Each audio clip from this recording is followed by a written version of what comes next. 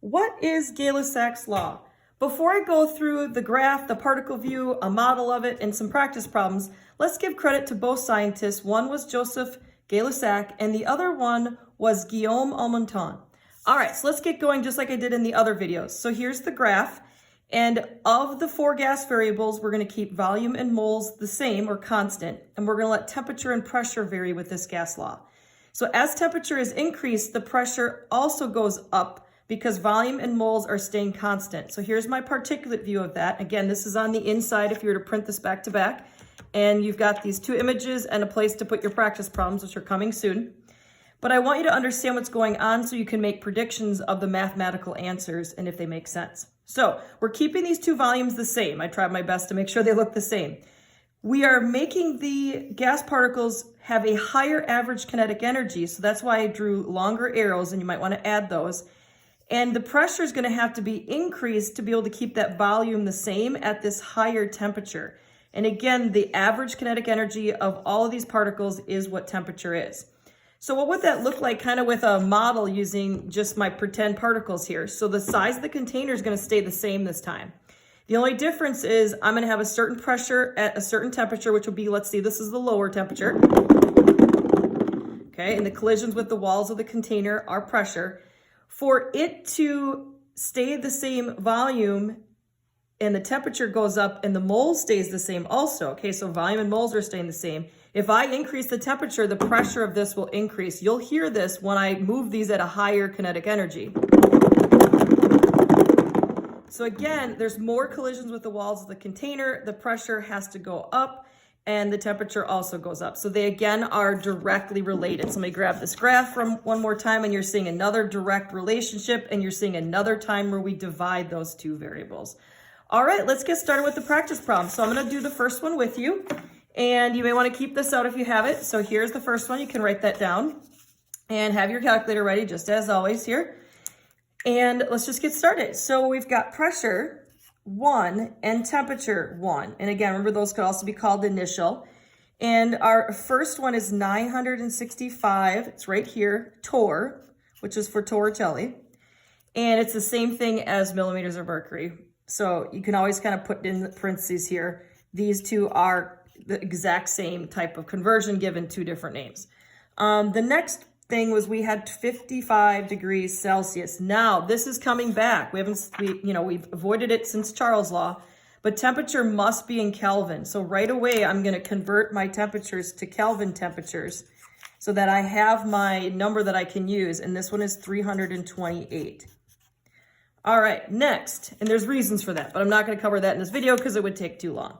So P2 is our new pressure, and we do have that. That's 850 torr.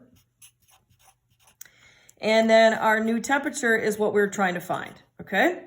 And we'll find it in Celsius, but we will first find it in Kelvin, okay? So at some point, we'll have to convert this back from Kelvin, because when we solve for it, it'll be in Kelvin, and we'll convert it back to Celsius at the very end, okay? All right, so let's just grab the right equation, which is, again, that they are directly related. I always try to tell my students when they're directly related, then you'll be dividing those variables, okay? And again, we're keeping volume and moles constant. So we want to solve for T2. So again, this is where I always tell people if your algebra is a little, not your favorite thing ever, not the strength, and not your strength subject, we'll call it. I think it's helpful sometimes for students that struggle to kind of take these and put them on the same side right away.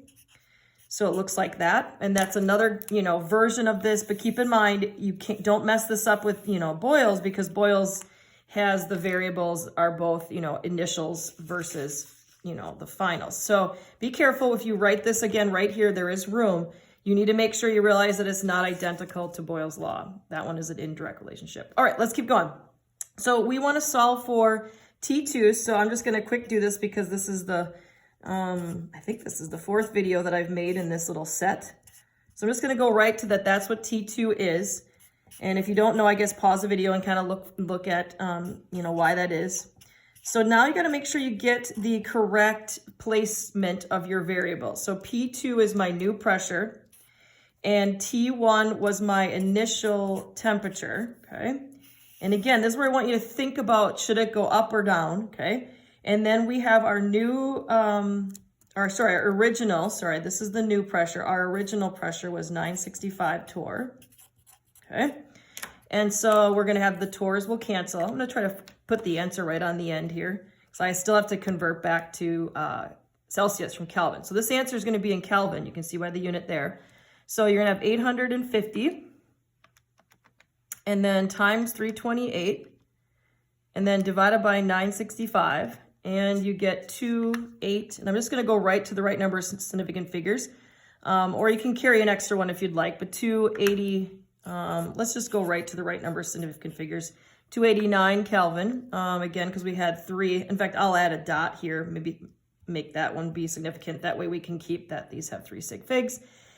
Now we have to convert our temperature back to Celsius. So we have 289, and then that's Kelvin. We're going to subtract 273 to get it back to having a Celsius answer. So I'll even put the Celsius answer in blue.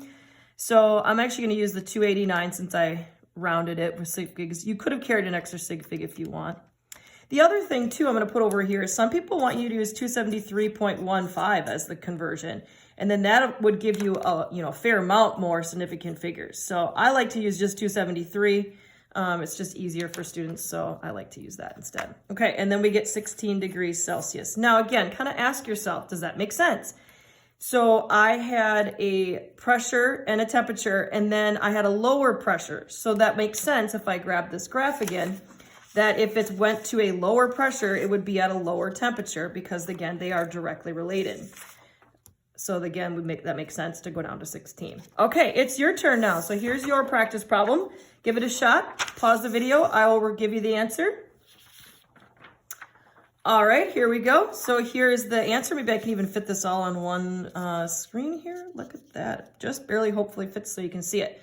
So we have our constant volume and constant moles, and it's at 155. So turn that into Kelvin. And it's at 1,200 torr. And then I want you to convert it back to ATM. So again, when you first solve for this, it's going to be in torr, and then you'll have to convert back to ATM. So I threw that into this one.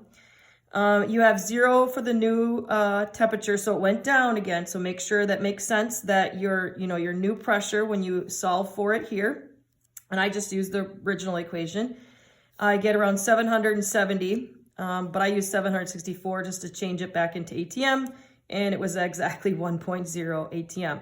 So right now it's kind of interesting. If you watched a different video I had on STP, the new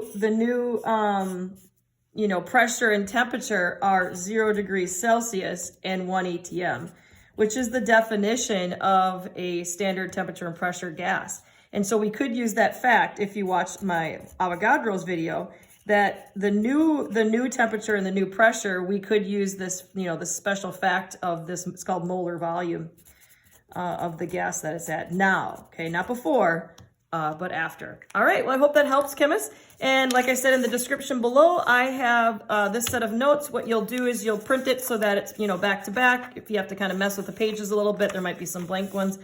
And then it should all have writing on it. And then when you tape it together and have it back to back, you've got room for pressure conversions, which was a separate video, gas stoic, the gas variables, kinetic molecular theory, which these gases are going to obey these gas laws that we have here. They have to act ideal.